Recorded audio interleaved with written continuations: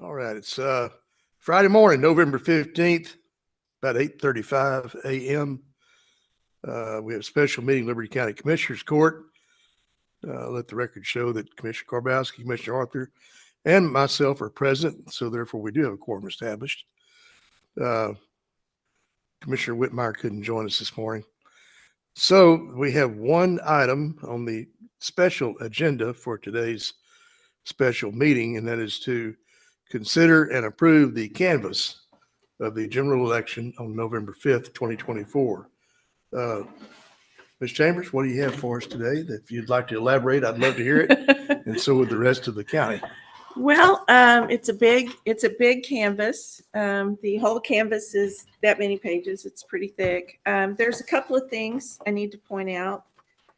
According to our reconcile, we had 31,656 people voted. Out of that, we had to reject some, mostly provisionals, people who weren't registered voters or weren't voters in our area. So the total number of the votes was 31,270. If you look at the reports, there's something kind of unusual. It's showing 28 of 29 precincts, The reason for that, and I attached this sheet to the canvas, is because they created one for countywide, which was not a voting precinct. I think they did that for reporting purposes. It should have come off, but it didn't. So when we ran this, it was showing as an open precinct. There's no votes there.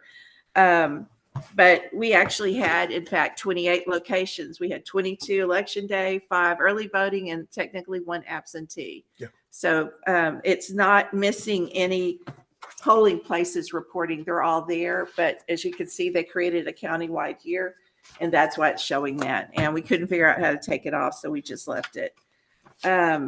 You have the official canvas, the cumulative totals, the precinct by precinct, and we have a copy of the write-in report. Since we had an extensive write-in report for Constable 5, all of the signatures and all the write-ins have been put into the report. We didn't do the presidential. That was kind of big, but we thought it was important to include the constable race. Yeah. So that is it. We've sent the canvases off to Tarkington ISD and the 2 MUDs. We have to do a partial manual count, but basically we're done. Good. So I have 3 copies I need you to sign. One is for the minutes, one is for the official record, and the other will go over to the elections office for people to look at. You know, one of the questions I've had asked is how come there are only 2 votes on the MUDs?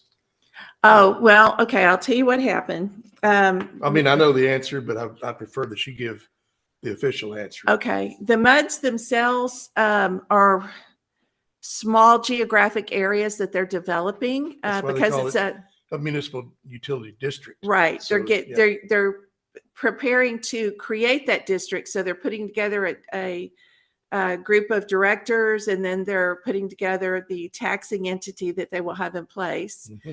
And they use that taxing entity to put in the water and the sewer and all the things that they're going to have to develop it. Because it's undeveloped, there is no one living there. So what happens is somebody moves there with a trailer and lives on the facility for the MUD people, and that's their 1 or 2 voters. Yep. It's kind of unfortunate that one person gets to decide all that tax money, but that's how it works. Well, that's the question. You know, it's like, where's the fairness of this? And that's local government code. Mm-hmm. Just go look it up. And when I keep preaching that about even any other development law, development rules, it still goes back to local government code, to what you are basically mandated to fulfill.